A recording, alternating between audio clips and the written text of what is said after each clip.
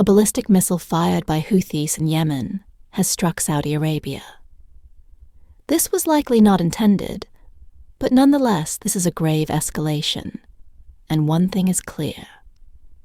Even after recent strikes by US Houthis are showing no signs of slowing down, Israel has also reported that Houthis have continued to use ballistic missiles on vessels in the Red Sea, even after President Trump's warning situation is so out of control that US has just announced that it's redirecting a second aircraft carrier, USS Carl Vinson, from the East China Sea to the Middle East to increase attacks on Iran-backed Houthis. This all raises two questions. I always believed that Houthis were a ragtag group of vicious, but clearly I was wrong. They are a lot stronger than many people realized. In fact, here we have the National Security Advisor, Mike Wallace, warning against this exact assumption. The Houthis have incredibly sophisticated air defenses, and they also have anti-shipping, cruise missiles, drones, skimming types of attack drones, and other ballistic missiles. Even they've launched dozens of attacks on multiple warships, dozens of attacks, over 175 on global commerce, sank multiple ships. I just think the American people need to understand what has happened here. Clearly, Houthis are well armed. So I went to none other than former Navy SEAL Chuck Farr to break down how strong Houthis are and exactly what weapons do they possess. This is our new series, Downrange. Backed by the shadowy hand of Iran's Revolutionary Guard Corps, the Yemen's Houthi rebels have disturbed shipping lanes, defied US military might, and thumbed their noses at international pressure. Despite American counterstrikes, including high-profile missions with carrier-based air power and B-2 stealth bombers, the tactical situation remains dynamic. The rebels' attacks are likely to persist, a testament to their resilience, and Iran's deep investment in this latest proxy war. The Houthis' campaign against merchant shipping is no ragtag insurgency. Their arsenal is a lethal mix of drones, missiles, and naval ingenuity. At the low end, they deploy kamikaze drones, cheap Iranian-supplied UAVs like the Ched-36 rigged with explosives and guided by rudimentary GPS. These buzzing menaces swarm the shipping lanes, overwhelming with sheer numbers on the high end the Houthis fire. Anti-ship ballistic missiles like the Iranian-designed Mohit and ESF, capable of Mach-speed descents, and devastating warheads, delivering up to 450 kilograms of high-explosive anti-ship cruise missiles such as the Almanap II. Add range and accuracy striking over-the-horizon targets up to 120 kilometers away. Then there's a nautical twist. Low-tech, explosive-laden, unmanned surface vessels, essentially drone speedboats packed with military-grade boom. These slow-moving menaces, sometimes launched from Houthi-controlled ports like Hodeidah, rely on electro-optical sensors to hone in on their targets, while less common, and only a handful have been used unmanned surface vessels. Signal rebels' ambition to escalate Western intel points to a sophisticated sensor network underpinning these attacks. Coastal radars, surveillance, UAVs, and small boat spotters relaying real-time data to missile crews. It's a poor man's high-tech terror, and it's working. The Houthis' targets read like a roll call of global shipping. On November 19th, 2023, they kicked off their campaign by hijacking the Galaxy Leader, a Bahamian-flagged car carrier linked to an Israeli firm. Houthi commandos and Iranian advisors dropped from a helicopter, seized the ship, and rerouted it. Its 25 crew members remain hostages. Since then, the rebels have attacked over 40 vessels, with 21 taking direct hits. Take the True Confidence, a Barbados flag bulk carrier hit by an anti-ship ballistic missile on March 6th. 2024-55. Nautical miles southwest of Aden, the missile sparked a fire, killed 3 crew members, and forced survivors to abandon ship. The Indian Navy's INS Kolkata swooped in to assist the Rubamar. A Belize-flagged cargo ship wasn't so lucky. Struck by a missile in February 2024. It limped for 2 weeks before sinking. The first vessel lost to Houthi fire. The merchant vessel, Zagfalia, a Maltese flag.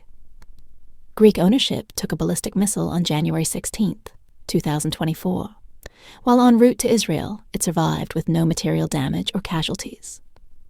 She was lucky. Other notable strikes include MV Genko, Picardy.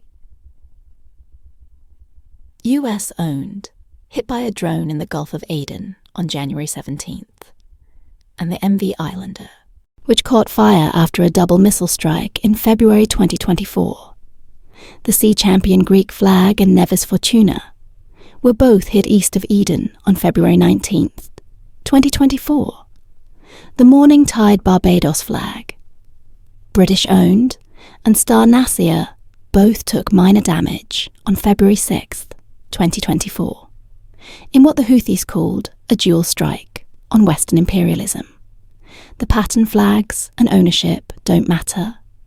Israel-linked, or not, with a noteworthy exception of Russian-Chinese, and a few selected fellow travellers if a merchant ship sails in the Red Sea. It's fair game. Western intelligence isn't guessing about the Houthi weapons pipeline. It's fact the Iranian Revolutionary Guard Corps. Iran's elite paramilitary force is the puppet master here, supplying hardware training and targeting data. The Cheetah drones straight from Iran's playbook, smuggled by small trader vessels across the Gulf of Aden, and the anti-ship ballistic missiles and anti-ship cruise missiles are reverse-engineered from Iranian designs assembled in Yemen, with Iranian oversight, and US and Saudi officials have tracked this flow for years, using Navy SEAL teams to bust shipments of missile components and UAV parts traffic in violation of a strict US arms embargo. I'm Navy SEAL Team 6 Commander Chuck Farr, and I'm about to take you down range. The Revolutionary Guard Corps doesn't just ship weapons, it runs. The show analysts point to Iranian surveillance vessels like the frigate Albraz or the spy ship Bisad, both loitering in the Red Sea, feeding Houthi commanders real-time intelligence on ship movements. Houthi fighters have trained at Revolutionary Guard bases in Iran, mastering drone ops and missile launches under the hood's forced tutelage Hezbollah Iran's. Lebanese proxy chips into fine-tuning the rebels' tactics. And this isn't a loose alliance. It's a command and control network with Tehran calling the shots.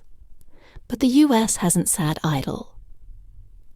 Operation Prosperity Guardian launched in December 2023.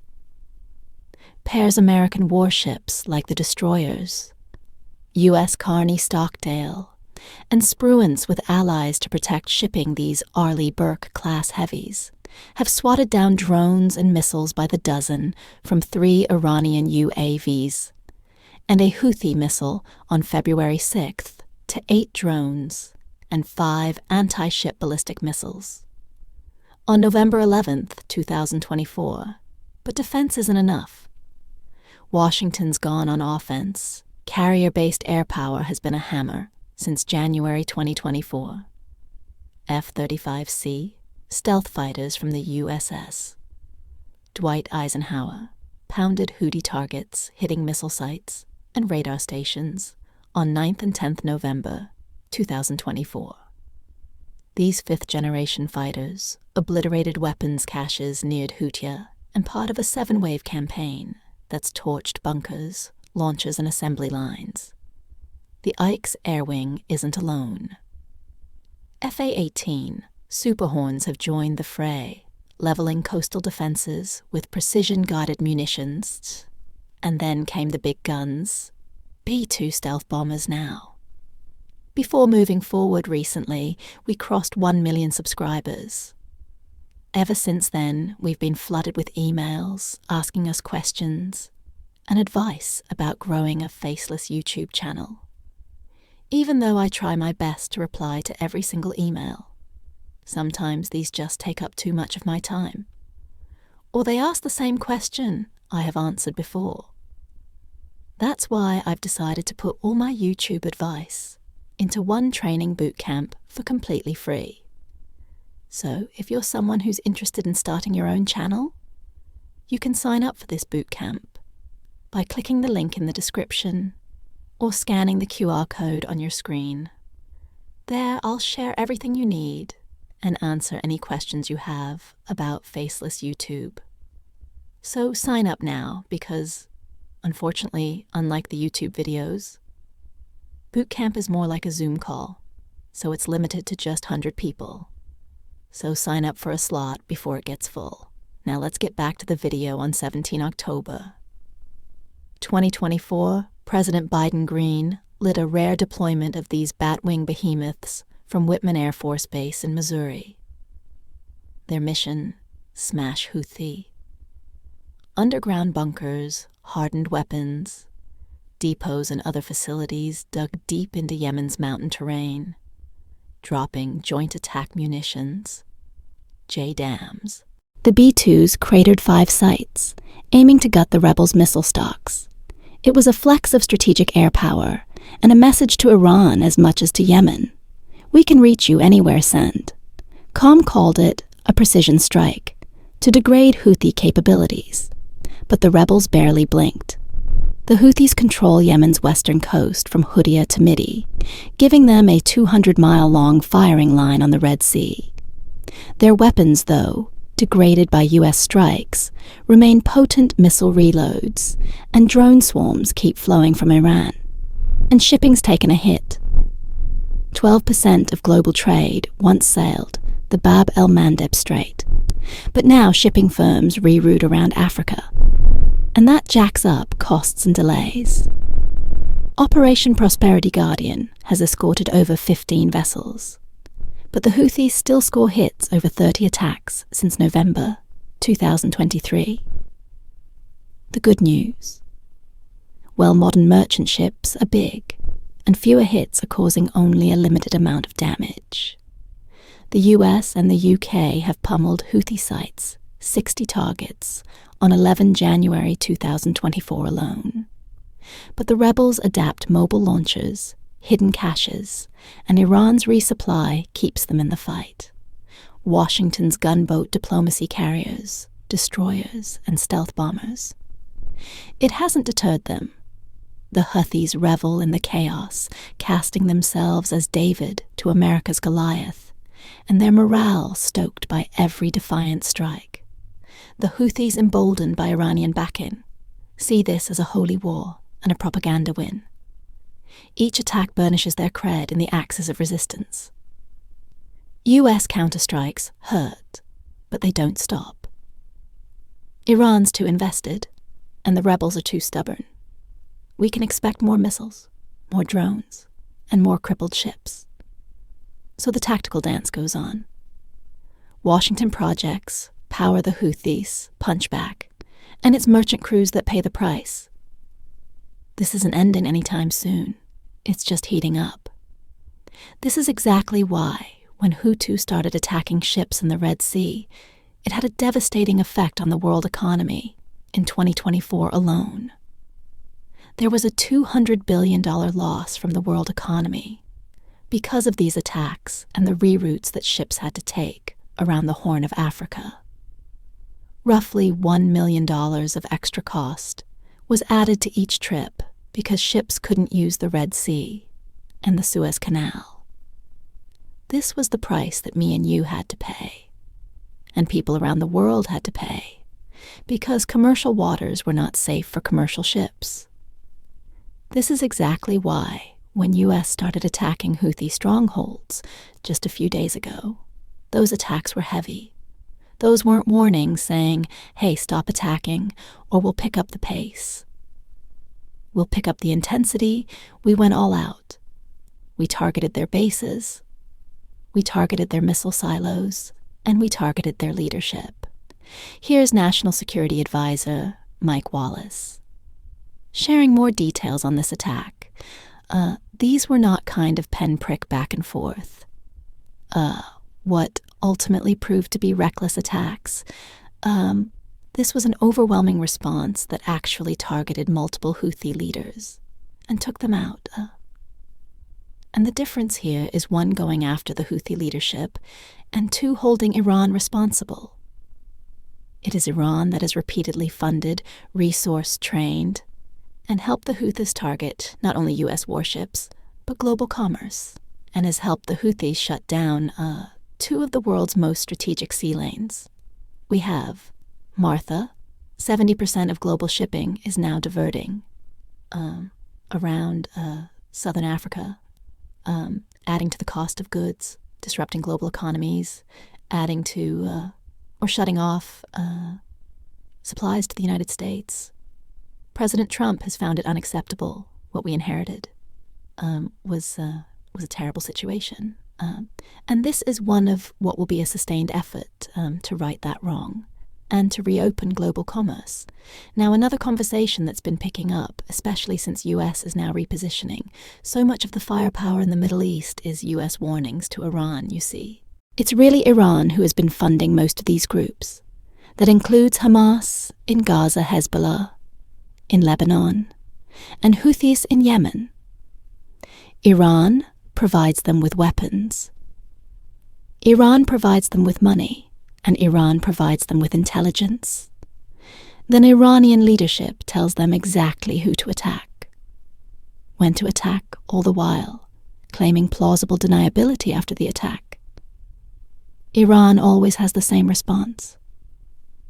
These groups are independent, and Iran does not know whenever they launch an attack, when in reality that's just not true.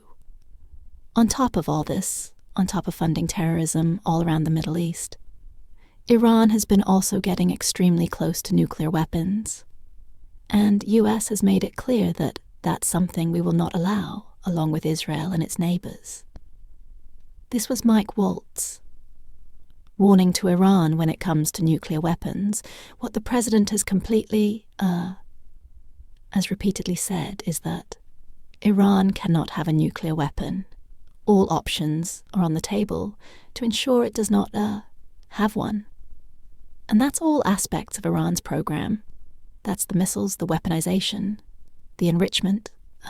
They can either hand it over and give it up in a way that is verifiable, or they can face a whole series of other consequences. But either way, we cannot have a world with the Ayatollahs with their finger on the nuclear button. We cannot have a situation that would result in an arms race across the Middle East in terms of nuclear proliferation. And President Trump is determined, one way or another. Iran has been offered a way out of this to make sure that we don't have a world that can be threatened by a radical regime. Not only our ally Israel, but the entire world that would be threatened by a radical regime that could destroy not only Israel, but its neighbors, and have the capability to hit the United States. Martha, we cannot imagine a situation like that, and we're not going to have it when Trump got in office. He actually tried negotiating with Iran on a new nuclear deal, where they would give up pursuing nuclear weapons, and in return, U.S. will lift sanctions so their economy can improve. But Iranian leadership denied that offer.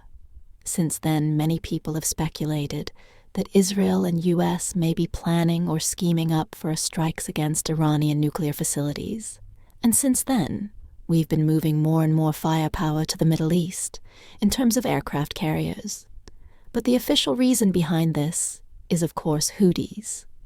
But only time will tell if there is going to be a strike against Iranian nuclear facilities, so be sure to hit the subscribe button down below.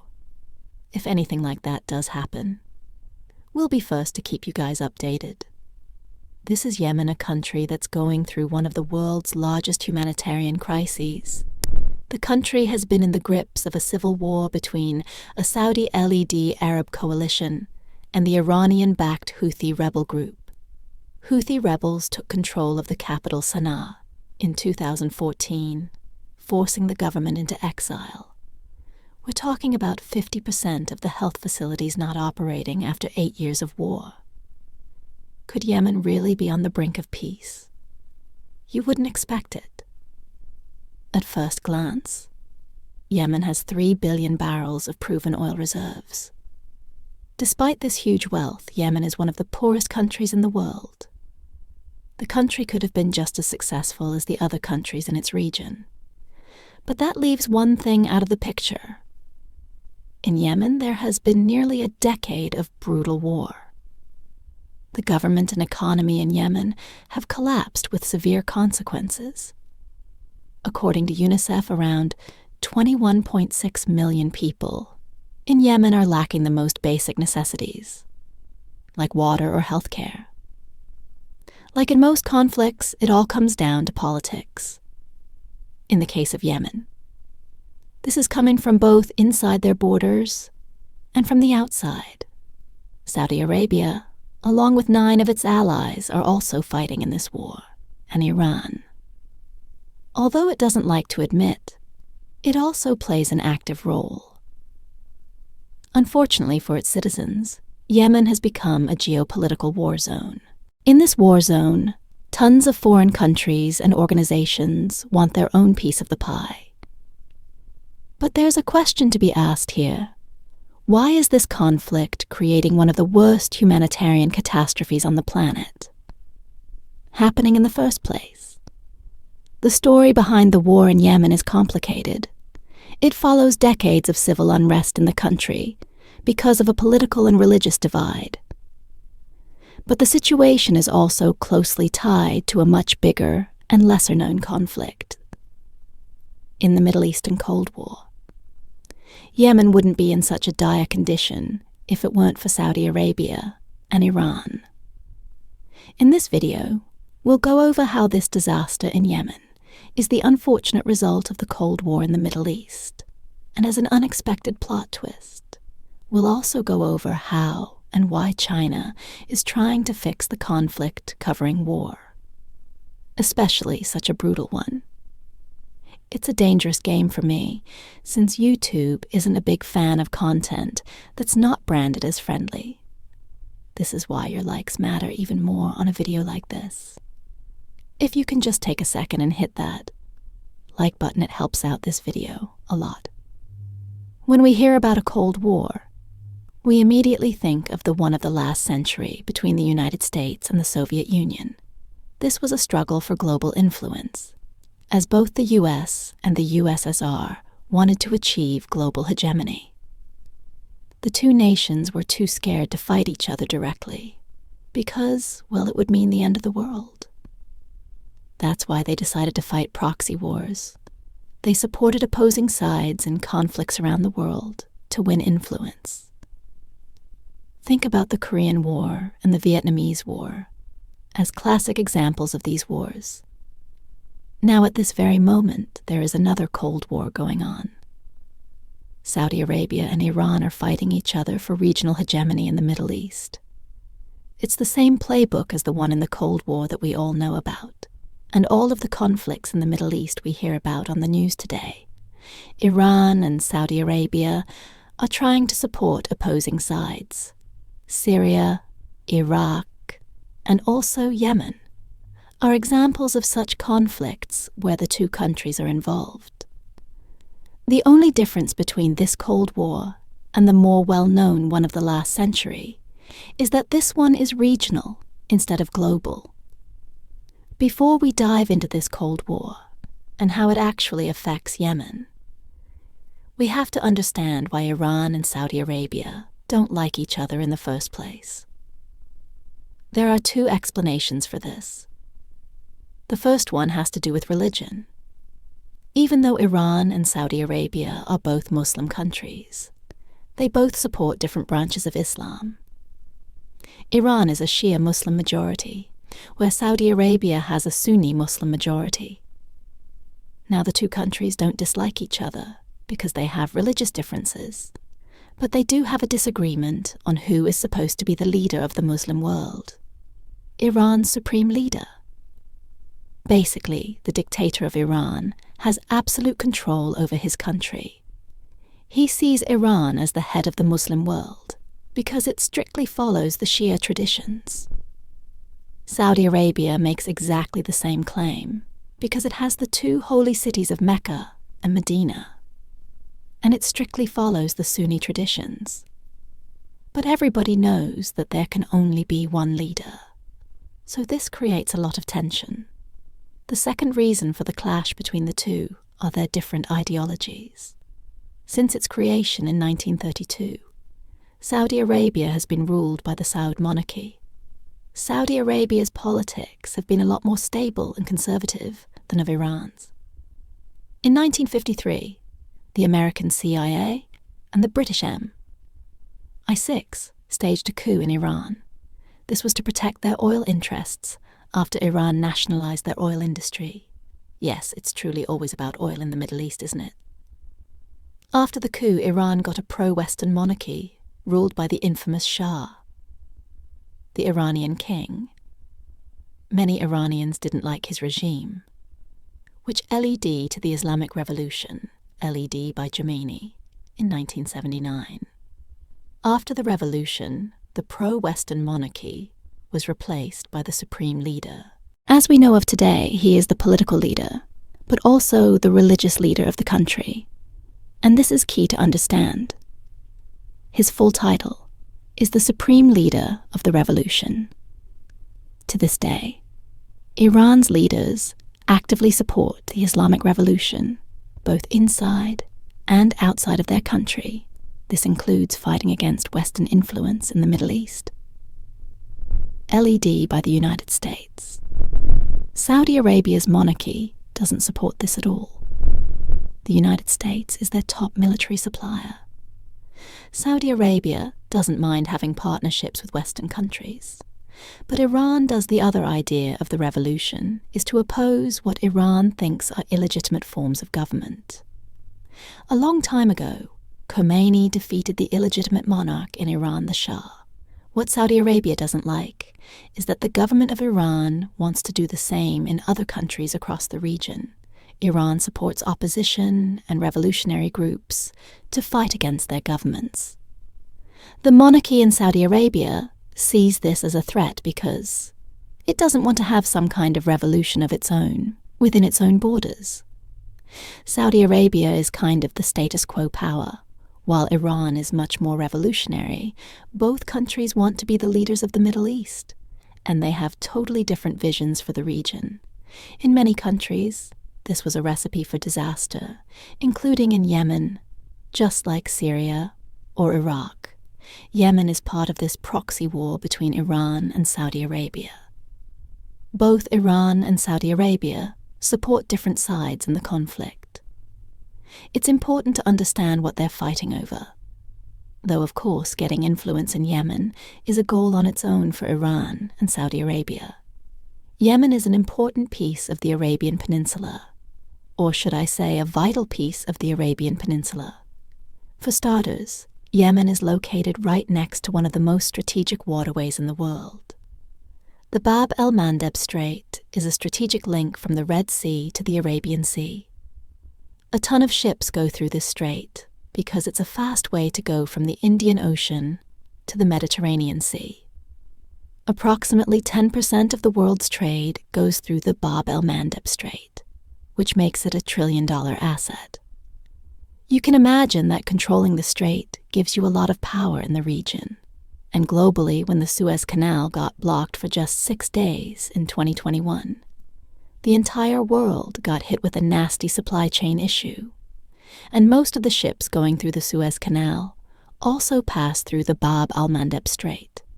Imagine what the effects of a deliberate blockade of the Bab el-Mandeb Strait would be, because it's so important for trading routes. Iran and Saudi Arabia would love to control the strait in their quest for regional hegemony. Another important asset for trading routes is Yemen's main seaport, the port of Aden. If you want to get regional hegemony, taking control of important ports will help a great deal. And the port of Aden isn't just some port. As you'll find anywhere else, it is one of the largest natural harbors in the world, ranking it one of the 5 best natural ports. Globally, till 1950, it was the second busiest port in the world, after New York. The port of Edenton has a lot of potential, and that's an understatement. No wonder that Iran and Saudi Arabia take a special interest in this port. And of course, because Yemen sits right next to Saudi Arabia, it's an important piece in the Cold War. If Iran controls Yemen, it will have an edge over the Saudi Arabian military. A puppet state south of Saudi Arabia will give Iran some serious military advantages. It would be kind of similar to what happened during the Cuban Missile Crisis. So close to U.S. territory, but then on a smaller and more regional scale. Obviously, Saudi Arabia doesn't want to have such a crisis happening next to their borders. And as Sun Tzu once said in The Art of War Attack, is the secret of defense. So Saudi Arabia sent troops into the country themselves. Yes, Saudi Arabia actually sent troops into the country. That is how far this Cold War goes. Let's look at the conflict in Yemen. In a bit more detail. Yemen was already a failed state. Even before the modern-day civil war began in 2014. In 2011, Ali Abdullah Saleh had been Yemen's corrupt president for more than 30 years.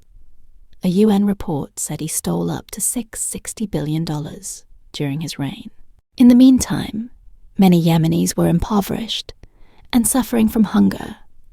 No wonder that many of Yemen's citizens weren't happy with their president.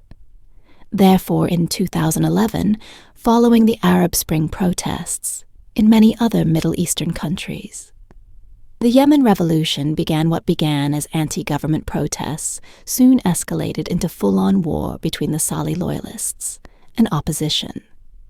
Peaceful protesters were killed, and different tribes and militia were fighting government forces on the streets in June. President Saleh was almost killed during an assassination attempt at the presidential palace. Ballet probably got the clue that his population didn't like him anymore. So he agreed to transfer power to his vice president Hadi in 2012. Many Yemenis were still not happy, though Hadi won the quote-unquote election in which he was the only candidate. And it's not hard to win. If you're the only one on the voting list, the situation once again escalated in 2014 when President Hadi decided to cut fuel subsidies. The Houthis, a militia in northern Yemen, decided to take over the capital Sana'a. The civil war had begun. The Houthis founded the Supreme Political Council and started to fight the officially recognized government of Haiti. The interesting thing is this many countries, including the U.S. and Saudi Arabia, believe that the Houthis are Iranian proxies. The evidence points to Iran, giving direct military support to the group. The Houthis follow Shia Islam, just like Iran. Does the supreme leader of Iran announced his spiritual support for the Houthis, but denies any military involvement in the conflict? However, President Hadi clearly doesn't believe this. He said that he would once again hoist the flag of Yemen in Sana'a instead of the Iranian flag. Unfortunately for the president, the Houthis weren't the only ones who wanted Hadi to go away. The old president Sol criticized Hadi just like the Houthis and wanted him to give up power. Separatists in the south of the country, who wanted to gain independence from the rest of Yemen, seized the opportunity to join the fight. This southern movement was loosely allied with Hadi's government to protect the south from the advancing Houthis. But their new government, the Southern Transitional Council, took control over many of the provinces which once belonged to Hadi's government, which the president obviously didn't like. The terrorist group Al-Qaeda in the Arabian Peninsula and the Islamic State also used the instability in Yemen to grow their influence in the country. Haiti's government had lost its grip on power, and the country was shattered into pieces. If you're not following this anymore, with all the different groups and organizations involved, just understand this. One Yemen became a complete mess in a matter of months when the Houthis threatened to take over Mecca and Riyadh. Two cities in Saudi Arabia, the situation got even more out of hand. The day after that bold announcement, Saudi Arabia intervened in Yemen, together with a coalition of 9 other countries. This includes the UAE, Egypt, Qatar, and Sudan. Basically, all of Saudi Arabia's friends joined the fight. The coalition supported Hadi's government and the Southern Movement in their fight against the Houthis. The Saudi coalition deployed thousands of troops and launched massive airstrikes. Interestingly enough, the US, the UK, and France all support the Saudi coalition in Yemen through massive arms sales. Many of the fighter jets, drones, and bombs come from Western countries. The West is allied with Saudi Arabia because they're enemies of Iran, and enemies of your enemies are your friends, apparently. However, these arms sales are very controversial. Saudi Arabia and its coalition have repeatedly used these weapons to target civilians. They use what are called double-tap attacks. First, they strike military bases, and then they bomb the civilians who come to the rescue. To help, because of these tactics, what began as a Houthi insurgency escalated into one of the dirtiest conflicts in the world. Add to that a failing healthcare system, widespread malnutrition, and unhealthy drinking water, and the chaos is complete. By early 2022, the war had directly and indirectly cost around 377,000 lives in Yemen, and the country is still shattered into. As you can see on this map, there are still 3 main camps fighting for control: the north, together with the capital Sana'a, is still controlled by the Hutus, most likely supported by Iran. The south is controlled by the Southern Movement, which has ties with the Saudi coalition, and the rest of the country is controlled by the official government of Yemen. Supported by the Saudi coalition, you can't see these internal conflicts apart from the much bigger conflict in the Middle East. One side is pro-Iranian and the other side is pro-Saudi. That's why you call the conflict